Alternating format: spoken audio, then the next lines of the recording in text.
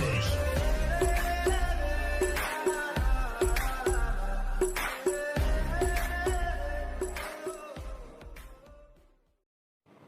Students, Pandit Ravishankar Shukla विश्वविद्यालय की वार्षिक परीक्षा असाइनमेंट 2020 के लिए कुछ महत्वपूर्ण जानकारी। कृपया पूरा वीडियो ध्यान से देखें। जितने भी आपके प्रश्न हैं, जितने भी आपके कन्फ्यूज़न हैं, वो सब दूर हो जाएगा।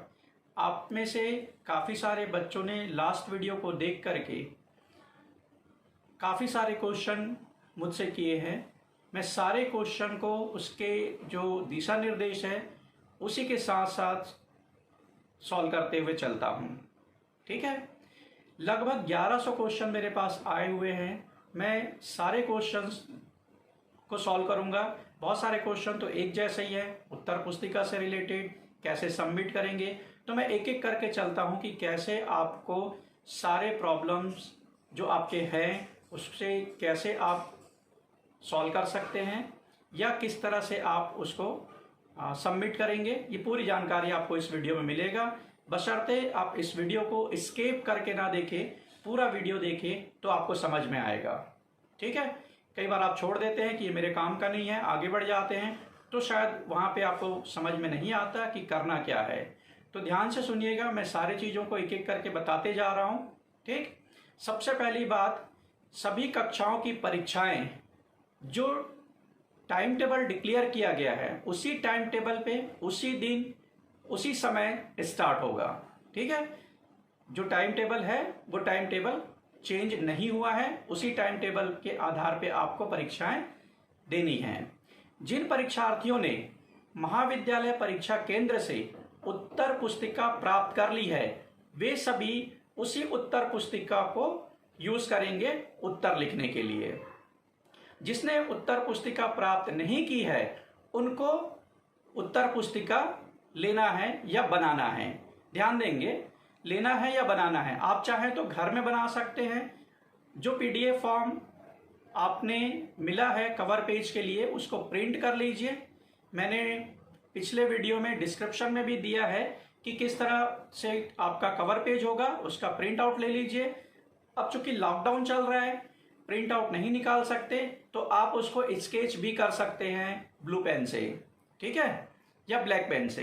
तो आप उसको बना लीजिए और बना करके उसके साथ आप 32 पेज A4 साइज का, 32 पेजेस A4 साइज का व्हाइट कलर का पेज आप यूज करेंगे। ध्यान देंगे, विश्वविद्यालय ने यह कहा है कि व्हाइट कलर का पेज, क्योंकि पेज जो है वो light blue, light green colour में भी उपलब्ध है मार्केट में, तो आपको व्हाइट कलर का A4 साइज का पेज यूज करना है।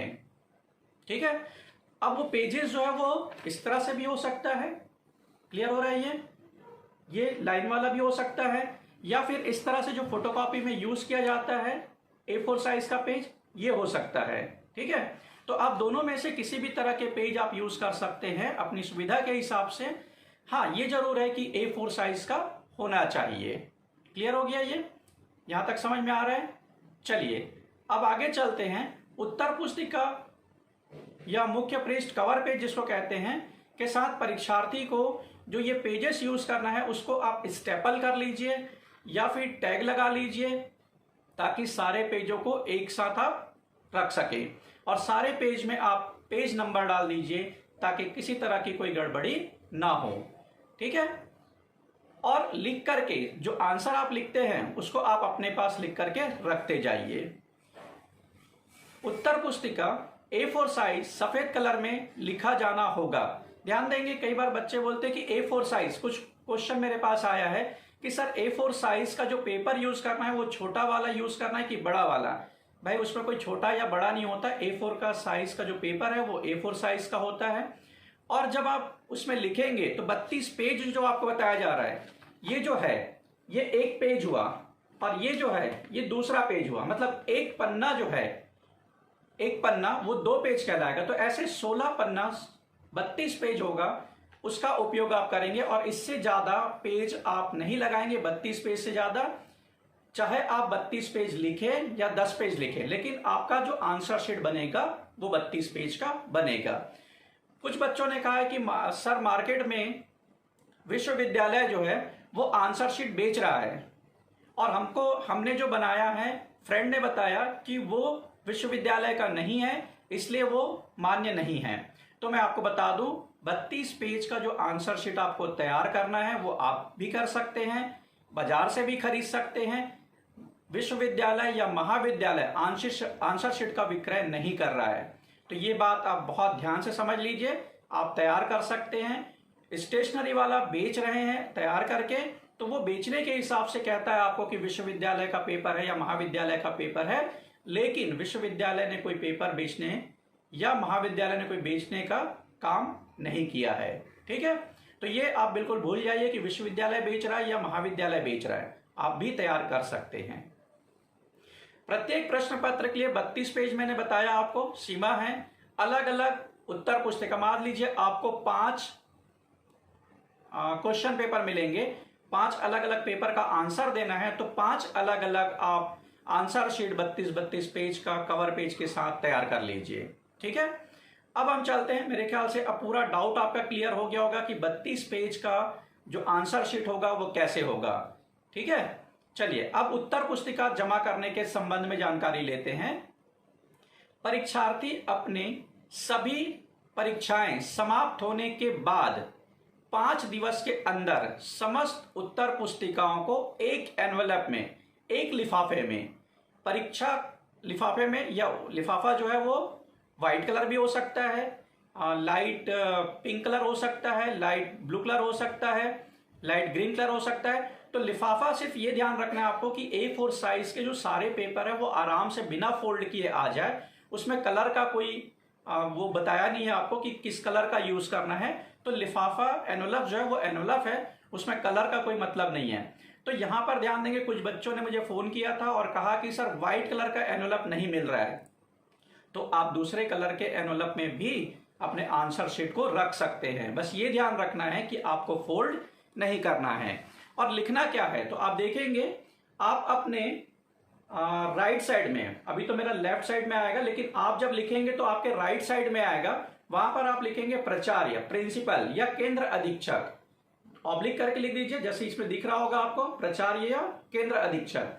और मैंने एक एग्जाम्पल के तौर पे लिया है, जैसे आप गुरुकुल महिला महाविद्यालय को भेज रहे हैं तो कॉलेज का नाम लिखिए, जिस कॉलेज को भेजते हैं। दुर्गा कॉलेज को भेज रहे हैं तो दुर्गा कॉलेज लिखिए, और दुर्गा कॉलेज का या गुरुकुल महिला महाविद्यालय का जो एड्रेस है वो एड्रेस नीचे लिखिए पिन नंबर के साथ, पिन कोड के साथ। यदि पिन कोड आपको नहीं पता है तो आप एड्रेस डालिए गूगल पे, तो आपको पिन नंबर मिल जाएगा। ठीक है, उसके बाद आप देखिए आपके एनवेलप में आप लेफ्ट साइड में जब लिखेंगे तो लेफ्ट साइड की तरफ आएगा, वहां पर प्रेषक वाले जगह पे आप लिखेंगे ऊपर से सबसे पहले नेम ऑफ स्टूडेंट्स, क्या नाम है उस छात्र का, फिर आप लिखेंगे रोल नंबर, क्या रोल नंबर है आपका, फिर आप लिखेंगे एनरोलमेंट नंबर। तो एनरोलमेंट नंबर उसका होगा जो रेगुलर स्टूडेंट्स है, जो प्राइवेट स्टूडेंट्स है उनका एनरोलमेंट नंबर नहीं होगा बल्कि रजिस्ट्रेशन नंबर होगा। और वो भी समझ में नहीं आ रहा है आपको तो आप छोड़ दीजिए, कुछ लिखने की आवश्यकता नहीं है। ठीक है, फिर आपका कौन सी कक्षा है, क्लास कौन सा है वो आपको लिखना है।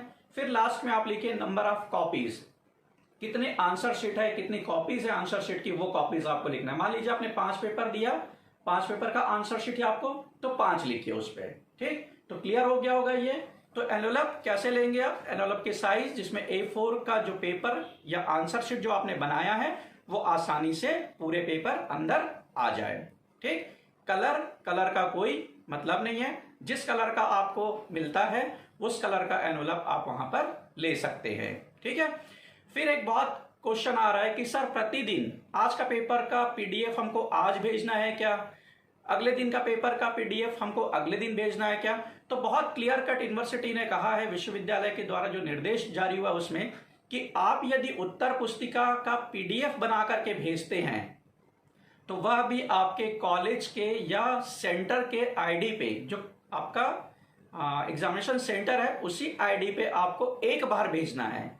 मतलब परीक्षा खत्म होने के 5 दिन के अंदर आपको PDF बना के भेजना है।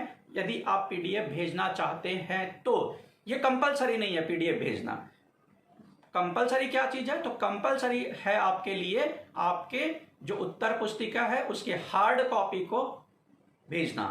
क्लियर हो गया।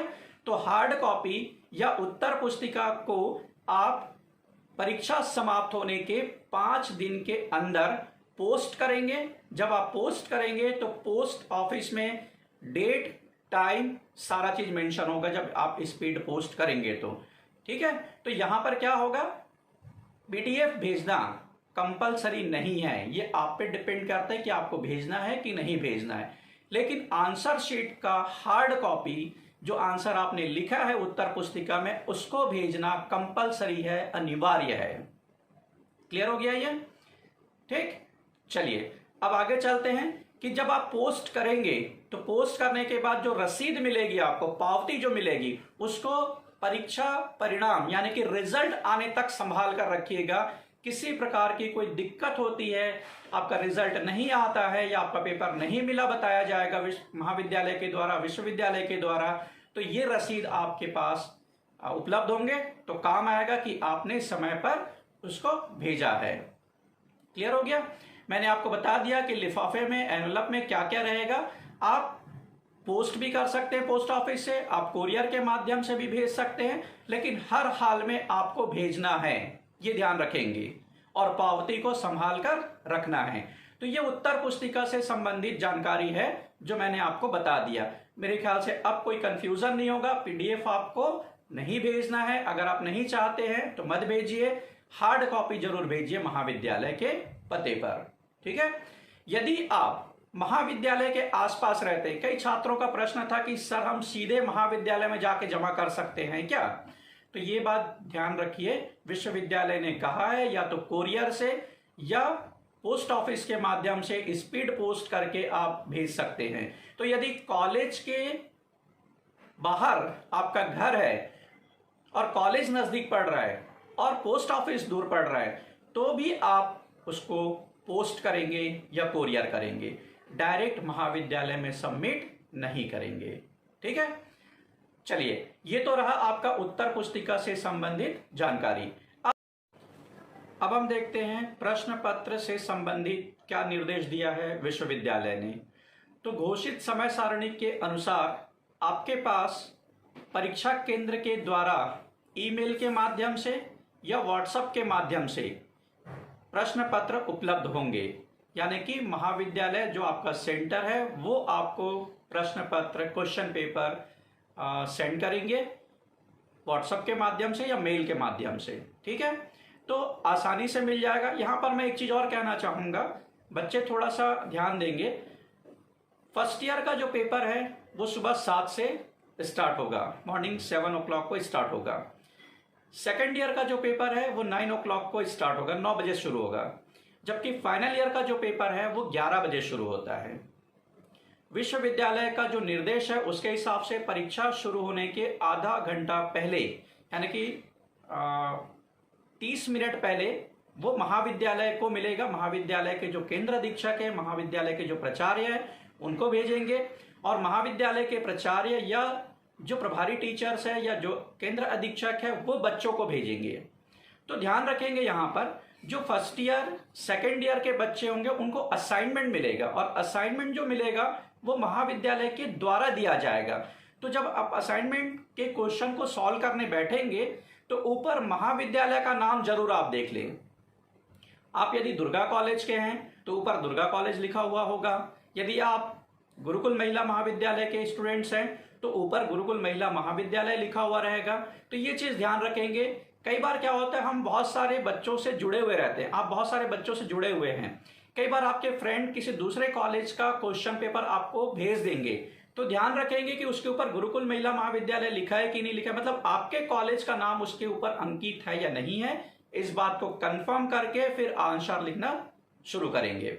ऐसा नहीं कि कोई भी क्वेश्चन पेपर मिला और हम आंसर लिखना शुरू कर दें। तो ये पहले श्योर कर लीजिए, अपने आप को कंफर्म कर लीजिए कि आप के ही प्रश्न पत्र है और आपको ही सॉल्व करना है। ठीक है, क्लियर हो गया ये? तो नियमित जो छात्र रहेंगे उसको असाइनमेंट मिलेगा, महाविद्यालय द्वारा दिया जाएगा, और जो बच्चे प्राइवेट हैं या एक्स स्टूडेंट हैं या फाइनल ईयर के हैं उनको महाविद्यालय से ही विश्वविद्यालय द्वारा दिए गए प्रश्न पत्र प्रेषित किए जाएंगे। तो क्लियर हो गया किसको असाइनमेंट सॉल्व करना है और किसको क्वेश्चन पेपर सॉल्व करना है। क्लियर, दोनों में डिफरेंस क्या है, एक कॉलेज का रहेगा एक यूनिवर्सिटी का रहेगा। ठीक है, क्लियर। कौन आपको भेजेगा, तो महाविद्यालय के प्राचार्य या महाविद्यालय के शिक्षकों के द्वारा दिया जाएगा। ठीक, वार्षिक परीक्षा 2020 की समस्त परीक्षाएं असाइनमेंट के लिए पूर्व में घोषित समय सारणी ही लागू होगी। मैं बार बार बोल रहा हूं आपको कि समय सारणी में कोई परिवर्तन नहीं किया गया है। आधे घंटे बाद पेपर जो है वो आधे घंटे पहले मिल जाएंगे आपको।